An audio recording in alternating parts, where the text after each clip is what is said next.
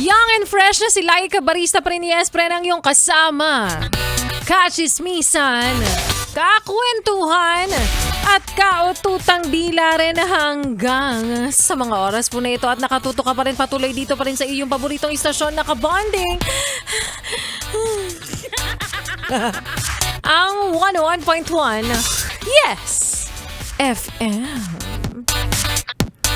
At para sa yes friend na naghahanda na, para sa iyo na nagpapabati na, sa iyo na may gustong sabihin, paringgan, o gusto lang marinig ang pangalan sa himpapawid.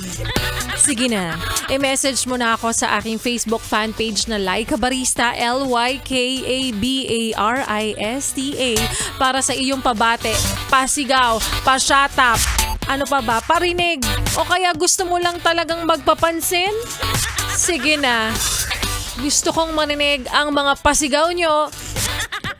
I-message nyo na ako sa aking Facebook fan page again, Laika Barista, LYKABARISTA. Kung ano ang iyong sitwasyon, ano ang iyong kaganapan, nasaan ka, pauwi ba ng probinsya, nasa tindahan ba, ang haba ng pila, nasa palengke ka ba?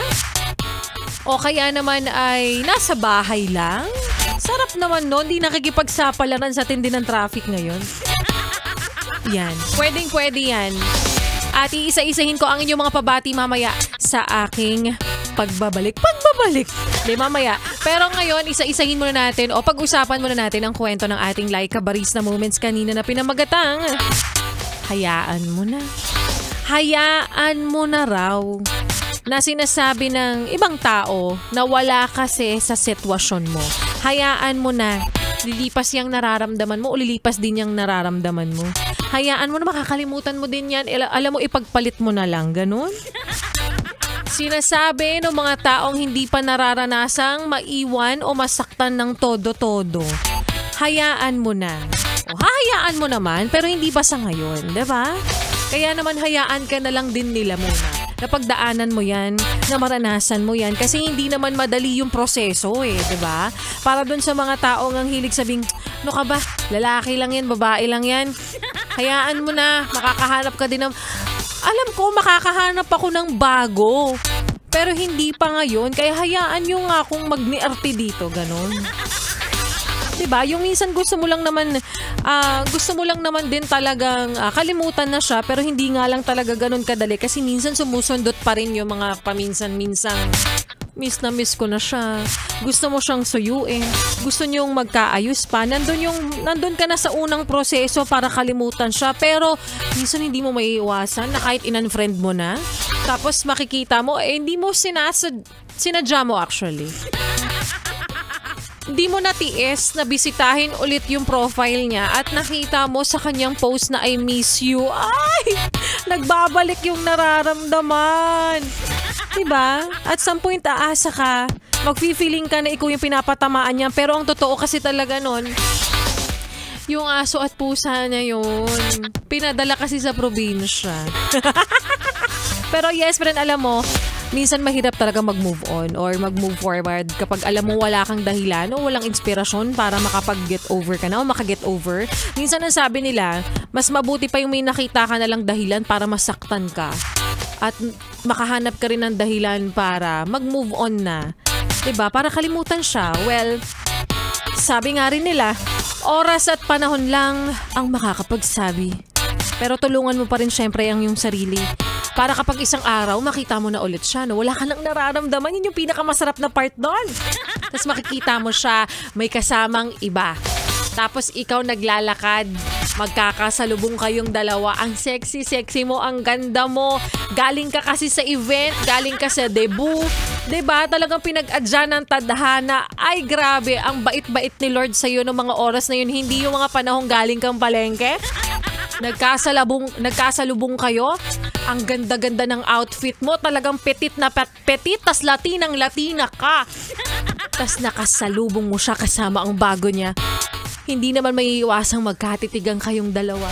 Tapos sasabihin mo sa kanya, "Hi, kamusta ka?" Ay, siya pala yung bago. Bagay kayo. Isang basura at isang basurera. Charot! Kopya. Kopyang kopya. Heto na, isa-isahin na natin yung mga pabati nyo sa mga nag-message sa aking Facebook fan page. Pero bago ang lahat, alam ko inaabangan nyo rin kung sino nga ba ang panalo o sino ba ang winner natin para po sa ating Pera lang yan! Pera lang yan! At ang question nga natin kanina, yes friend, para sa ating 500 pesos, ano ba ang katumbas o ang ibig sabihin ng salitang taal na lalaki? Is it A, matangkad na lalaki, B, totoong lalaki, or letter C, madaldal na lalaki? Kaya naman, i-congratulate natin ang ating winner para ngayong araw na ito o para sa ngayong araw na ito. Congratulations sa'yo, kuya. Tama, isa siyang lalaki.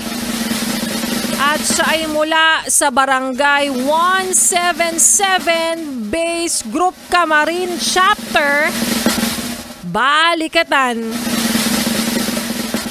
Congratulations, kuya! Johnny Jose! Congratulations, 500 pesos ang para sa'yo. Kaya naman hintayin mo lang ang aking PM. Pero nag-message na siya and sobrang kumpleto. Gusto ko lang palakpakan yan. May ID na, may cellphone number na rin. Pero ang sabi niya rito, letter B, totoong lalaki ang kasagutan. Yan. Totoong lalaki o taal na lalaki. Good afternoon po, DJ Laika Barist. Yun yung sabi niya. Bilang taal na lalaki, dapat may paninindigan ipaglaban ang mga karapatan, katarungan at katotohanan. Bilang isang taal, dapat totoong responsable, patas at makatao sa lahat ng oras. Pakibati na rin ang magigiting na peace officers ng CW, Citizens Crime Watch at Balikatan, Barangay 177 Base Group Camarin Chapter. Maraming salamat and congratulations sa iyo, Kuya Johnny Jose. Para sa yes friend na gusto rin palarin at makatanggap ng 500 pesos, sige, next week. Makinig ka lang sa programa ng mga DJs ng 101.1 Yes FM. Simula umaga po yan hanggang gabi. Lahat po kami namimigay ng take pa 500 pesos dito.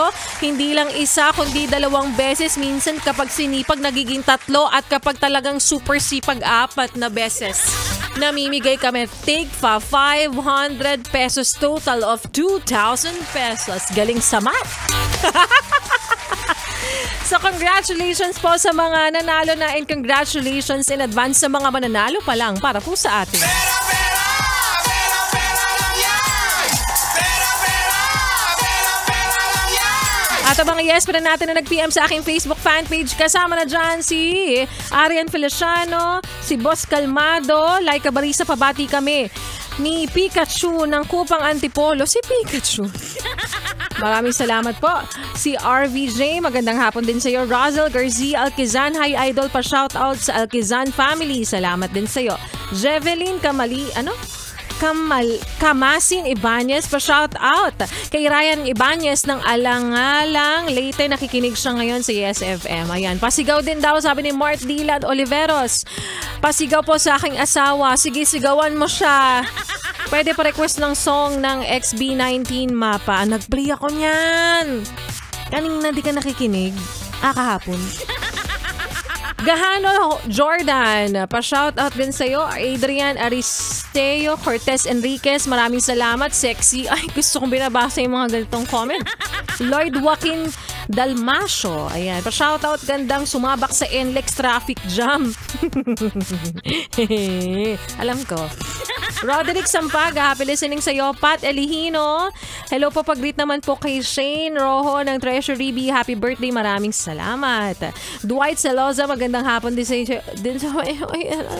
Kati Kat, DJ Laika, patugtog naman ng Dam by SB19. Sige, ilalagay natin yun sa listahan natin. Cleofe, ayan, happy listening din sa'yo. Jopnet, ako sana DJ Laika, grade 1 pa lang ako. Nakikinig na ako sa'yo. Ang lakas naman makatanda niyan. At ilan pa sa mga yes pa rin natin, si Roan Wabe, Angeles Luis, at si Halimaw ka. Pangalan niya talaga yon sa Facebook. Api Anadon, Chods Cortez, Rico Manansala Bautista, Roy Estrella Buenaventura, Teresita Reyes, Kat Jesus, and many, many more. Maraming salamat sa pakikinig at sa pagpili sa Yes FM, Yes pa rin na iyong kasama simula umaga hanggang gabi. And gusto lang din namin ulit magpasalamat. Walang humpay na pasasalamat for making us consistent number 2 in Metro and Mega Manila. Maraming salamat mula sa Apdo hanggang Dendrites nila ay Kabarista. Kopya? Kopyang kopya. O siya, magpapaalam na muna ako. Yes, friend, maraming salamat. And enjoy the rest of your weekend. Magsama-sama tayo ulit ngayong darating na Sunday, 10 a.m. to 2 p.m. At pagdating ng Monday to Friday, syempre, back to 3 p.m. to 6 p.m. na tayo. Susunod na si Ganda Wanda na magbibigay pa sa inyo ng entertainment. Kaya naman, sundan mo pa ang mga tugtugin ko. Kasama si Arthur Neri sa kanyang kantang Pagsamo. Dito pa rin sa iyong paboritong istasyon na kabonding ang 101.1 Yes FM Solid.